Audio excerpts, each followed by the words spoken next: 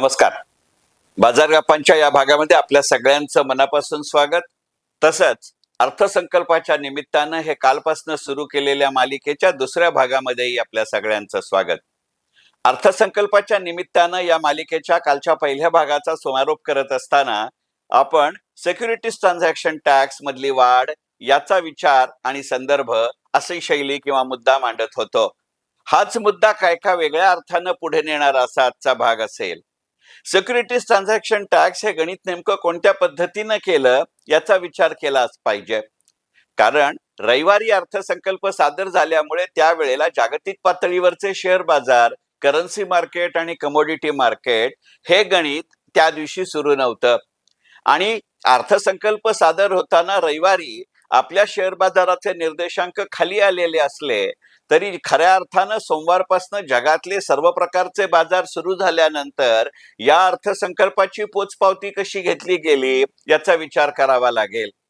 आणि मला स्वतःला तर फार मोकळेपणाने असं वाटतं की सिक्युरिटीज ट्रान्झॅक्शन टॅक्स मध्ये वाढ करणं हे सरकारनं, ज्याला आपण कॅल्क्युलेटेड रिस्क असं म्हणतो, अशा पद्धतीने घेतलेली आहे.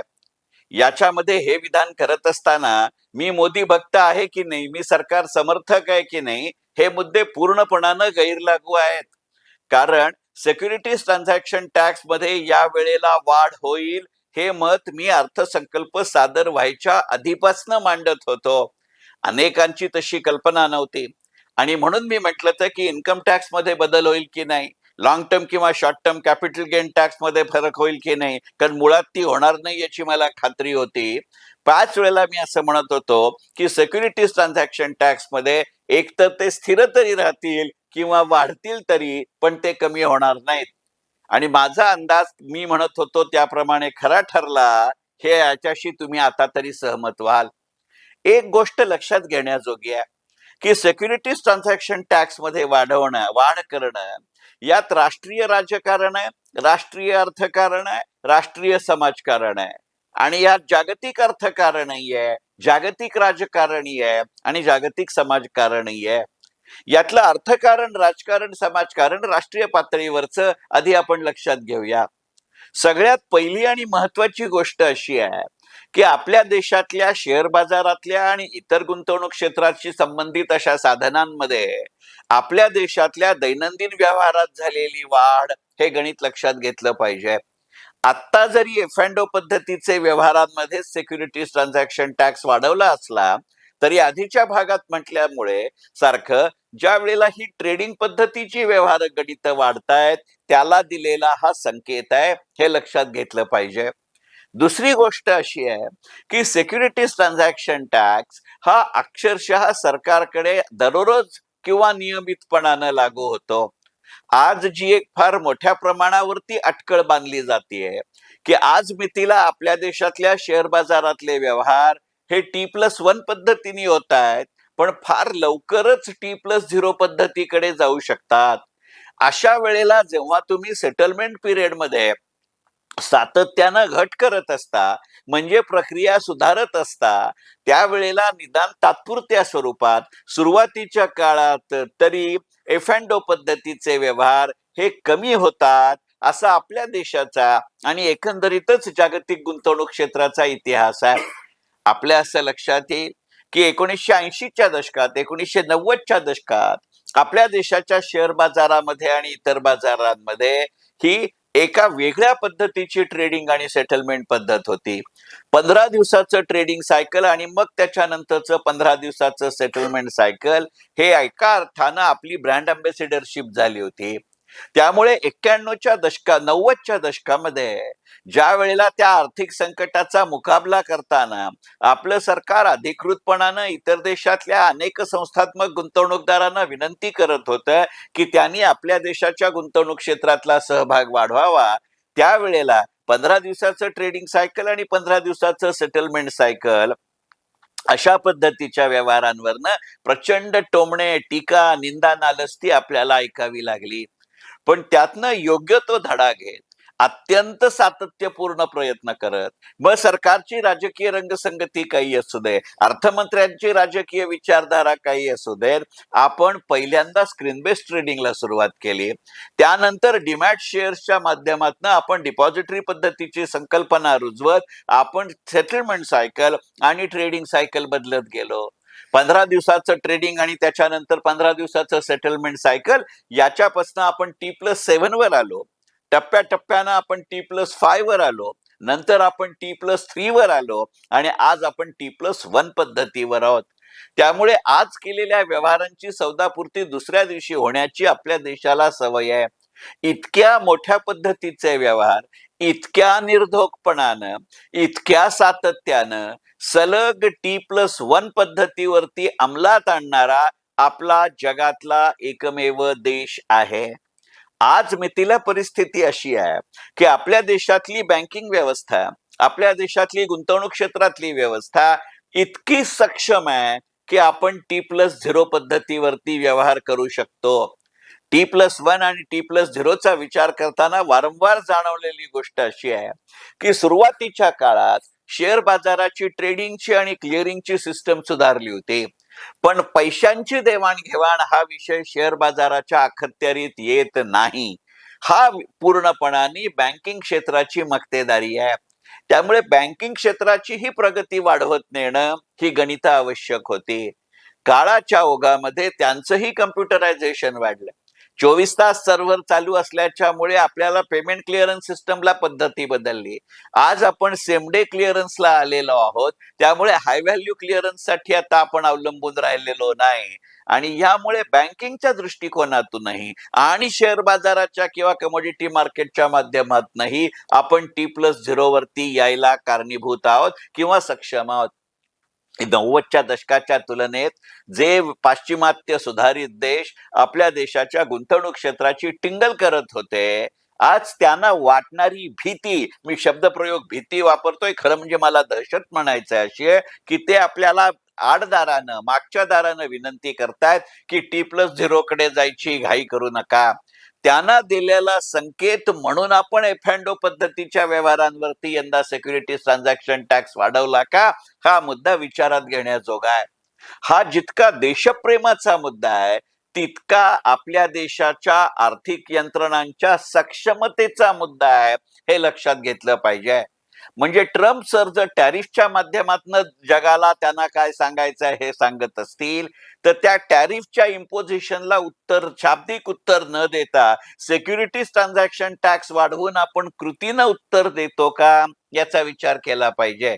या मुद्द्याविषयी मी इतका निशंक आहे की अर्थसंकल्प सादर व्हायच्या दिवशी तुमच्यापैकी ज्यांनी मला विविध माध्यमांवरती पाहिलंय, त्यातल्या अनेक चर्चांमध्ये मी हा मुद्दा मांडलाय की जेव्हा मला विचारलं की या अर्थसंकल्पाचा ताबडतोब परिणाम काय होईल, त्यावेळेला 1 फेब्रुवारीच्या रात्रीपर्यंत निदान 3 वेगवेगळ्या कार्यक्रमात मी केलेलं विधान असं आहे की याचा अर्थ इतकाच आहे की शक्यता फार मोठी आहे की अमेरिका भारताबरोबरचं ट्रेड डील जाहीर करेल.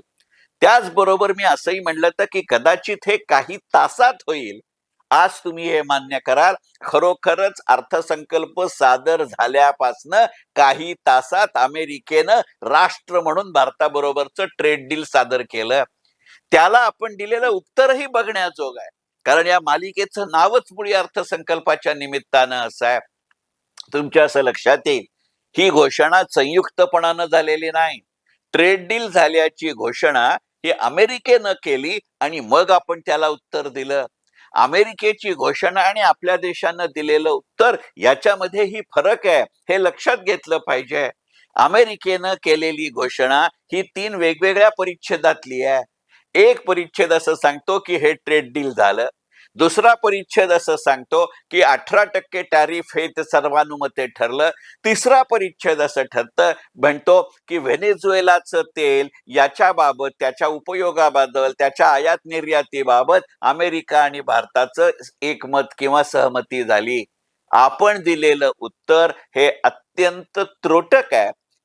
टॅरिफचा दर किंवा व्हेनेझुएला ऑइल याबद्दल आपल्या उत्तरामध्ये एक शब्दही नाही. ट्रेड डील झालं असं मोघमरित्या आपण सांगितलं, याला असलेली अर्थसंकल्पाची पार्श्वभूमी ही नजरेआड करून चालणार नाही. सिक्युरिटीज ट्रान्झॅक्शन टॅक्स मध्ये होत असलेली वाढ, याला एक दुसरीही बाजू आहे, हे लक्षात घेतलं पाहिजे. त्याच्यामध्ये टाइम व्हॅल्यू ऑफ मनीचाही विचार आहे आणि पॉलिटिकल लिबर्टीचाही विचार आहे, हे लक्षात घेतलं पाहिजे. टाइम व्हॅल्यू ऑफ मनी याचा अर्थ असा की वैयक्तिक आयकर, पर्सनल इन्कम टॅक्स हा सरकार दरबारी महिन्यात एकदा जमा होतो. त्यापेक्षा जास्त फ्रिक्वेन्सीनं किंवा सातत्यानं जीएसटी जमा होतो. जीएसटी मध्ये आपण लक्षात आलं असेल की 1 फेब्रुवारीला अर्थसंकल्पीय भाषण सुरू होत असताना सातत्यानं विविध माध्यमांच्या स्क्रीनवर झळकणारी बातमी अशी होती की जानेवारी 2026 या एका महिन्यामध्ये जीएसटीच्या माध्यमातून सरकारला 1.93 लाख कोटी रुपये मिळाले. जीएसटीची अंमलबजावणी सुरू केल्यापासून एकाच महिन्यात सरकारला मिळालेली ही अत्यंत वरच्या पातळीवरची अशी रक्कम आहे. पण जीएसटी मध्ये सुद्धा केंद्र सरकार, राज्य सरकार आणि दोन्ही अशा 3 पद्धतीचे व्यवहार असतात. म्हणजे एकंदरीतच कार्यप्रणालीसाठी जसं central government list, state government list आणि कंकरंट लिस्ट असतं, तसं काहीसं गणित जीएसटीचं आहे. सिक्युरिटीज ट्रान्झॅक्शन टॅक्स या दोन्ही बाबतीत आधीच्या 2 टॅक्सच्या तुलनेमध्ये म्हणजे जीएसटी आणि पर्सनल इन्कम टॅक्स याच्यापेक्षा वेगळा आहे. या दोन्हीपेक्षा जास्त सातत्यानं सिक्युरिटीज ट्रान्झॅक्शन टॅक्स सरकार दरबारी जमा होत असतो. त्या सेटलमेंटचा एसटीटी सरकार दरबारी जमा केल्याशिवाय त्या स्टॉक एक्सचेंजला आपला पेआउटच डिक्लेअर करता येत नाही. ही कार्यप्रणाली आहे. आणि मी मगाशी म्हटलं तसं मी जर T+0 कडे गेलो तर सरकारला हा टॅक्स दररोज मिळेल असा त्याचा अर्थ आहे. या अर्थानं एसटीटीत वाढ हे टाइम व्हॅल्यू फॉर मनी आहे. जीएसटीच्या तुलनेमध्ये, पर्सनल इन्कम टॅक्सच्या तुलनेमध्ये जर रक्कम म्हणून पाहिलं तर एसटीटी त्या पातळीवरचं उत्पन्न नाही, हे निर्विवाद सत्य आहे. पण सातत्य, फ्रिक्वेन्सी म्हणून जर पाहिलं तर एसटीटीतनं सरकारला होणारं गणित जास्त सोयीचं आहे. यातनं डेली ऍव्हरेज डेफिसिट हा नियंत्रित करता येतो. आणि यातली अजून एक गमतीची गोष्ट अशी आहे की सिक्युरिटीज ट्रान्झॅक्शन टॅक्स पासून मिळणारं उत्पन्न हे पूर्णपणानं केंद्र सरकारच्या अखत्यारीत येणारा विषय आहे. सिक्युरिटीज ट्रान्झॅक्शन टॅक्स हे कॉमन पूल मधनं येऊन केंद्र आणि राज्य सरकारमध्ये निधीच्या वाटपाचा जो महसूल आहे त्यात सिक्युरिटीज ट्रान्झॅक्शन टॅक्सचा समावेश होत नाही. यंदाचा अर्थसंकल्प जेव्हा म्हणतो की एकूण निधीच्या 41% इतकी रक्कम राज्य सरकारांना वाटण्यात येईल, या पूलमध्ये, या सरप्लस मध्ये एसटीटीचा समावेश होत नाही. मग वाढीव उत्पन्न, सततचं उत्पन्न, सातत्यपूर्ण उत्पन्न यातनं एकंदरीतच फिस्कल तुटचं निर्माण होणं, वित्तीय तुटीचं निर्माण होणारं चित्र ते खालच्या पातळीवरती असल्यानंतर सरकारच्या आर्थिक कामगिरीविषयी निर्माण होणारी सकारात्मकता, या सकारात्मकतेमधनं क्रेडिट रेटिंग मध्ये होणारी वाढ, या क्रेडिट रेटिंग मध्ये झालेल्या वाढीमुळे कमी व्याजदरानं उभा केलेले पैसे, कमी व्याजदरानं उभे केलेल्या पैशामुळे सरकारी वित्तीय तुटीचं कमी होणारं प्रमाण आणि यातनं ज्या आर्थिक वर्षासाठी अर्थसंकल्प सादर केला त्याच्यामध्ये वित्तीय तूट 4.3% ठेवणं असं उद्दिष्ट असणं, हे इतकं सारं गणित किंवा त्रैराशिक किंवा ताळेबंद या एसटीटीच्या एका वाक्यातल्या वाढीमध्ये आहे का, याचा विचार करावा लागेल. याचा जागतिक पातळीवरती झालेला दुसरा परिणाम आवर्जून लक्षात घेण्याजोगा आहे. ज्यांनी मला 1 फेब्रुवारीला ऐकलंय त्या माझ्या 3ही कार्यक्रमांमध्ये आणि नंतरच्याही कार्यक्रमा माझ्या जाहीर व्याख्यानांमध्ये मी सातत्यानं हा मुद्दा मांडतोय की 1 फेब्रुवारीलाच अर्थसंकल्प सादर झाल्या जी माझी पहिली प्रतिक्रिया अनेक माध्यमांमध्ये आली तीही होती की येत्या काही दिवसांमध्ये भारतीय रुपया आणि अमेरिकी डॉलर याच्यामध्ये सुधारणा होईल आणि ती भारतीय रुपयाच्या बाजूनी असेल. आपण मान्य कराल की रविवारी अर्थसंकल्प सादर होताना माझा शेअर बाजार, आपल्या देशाचे शेअर बाजार सुरू असले तरी जगभराचे शेअर बाजार आणि इतर बाजार बंद होते. त्यामुळे त्या दिवशी माझा निर्देशांक 2018 अशा पॉइंटनी जरूर खालती आला, हे जरा सुद्धा नाकारण्याचं कारण नाही. पण दुसऱ्या दिवशी ही प्रक्रिया सोबर होत गेली आणि मग असं लक्षात येईल की 1800 पुढच्या 3 दिवसात भरून निघाले. इतकंच नव्हे तर त्यानंतरच्या 4 दिवसामध्ये भारतीय रुपया अमेरिकी डॉलरच्या तुलनेमध्ये सुधारणा दाखवत होता. त्यातला एक दिवस तर असा आहे की एका दिवसभरामध्ये भारतीय रुपया अमेरिकी डॉलरच्या तुलनेमध्ये 48 पैशांनी वाढ दाखवित होता. ही 48 पैशांची वाढ ही भारतीय रुपया आणि अमेरिकी डॉलर याच्या परिवर्तनीय चलन दरात, म्हणजे ज्याला आपण कन्व्हर्जन रेट असं म्हणतो, त्यातली सगळ्यात जास्त सकारात्मक वाढ आहे. हे म्हणत असताना मला हे स्पष्ट करू द्या की अशा ऐतिहासिक सकारात्मक वाढीमागे केवळ एसटीटीतली वाढ हे घटक नाहीयेत, इतर अनेक घटक आहेत. पण या एसटीटीतल्या वाढीतनं विशेषतः अनेक विदेशी गुंतवणूकदारांचं एफांडो हे गणित महत्वाचं असताना सुद्धा आपण हे धाडस दाखवतो. यातनं हे सरकार प्रसंगी राष्ट्रहिताचे निर्णय घ्यायला कचरणार नाही, हा जो दिलेला संकेत आहे, यातनं तो सिक्युरिटीज ट्रान्झॅक्शन टॅक्स आहे का सिक्युरिटी सुरक्षितता याच्यावरचा टॅक्स आहे, याचा विचार करू. आम्ही सुरक्षित अर्थव्यवस्था आहोत याचं केलेलं ते स्टेटमेंट आहे का? मग मी कालच्या भागात म्हटलं तसं पीपल पॉवर पॉलिसी मधलं हे पॉवर आणि पॉलिसीचं निर्देशक आहे का? आणि मग त्यात अनुस्यूत असलेले पीपल कोण याची व्याख्या आपण बदलतोय का, याचा विचार करायचा. म्हणून अर्थसंकल्पाच्या निमित्तानं या मालिकेच्या दुसऱ्या भागामध्ये सिक्युरिटीज ट्रान्झॅक्शन टॅक्सची ही चर्चा. मनपूर्वक धन्यवाद.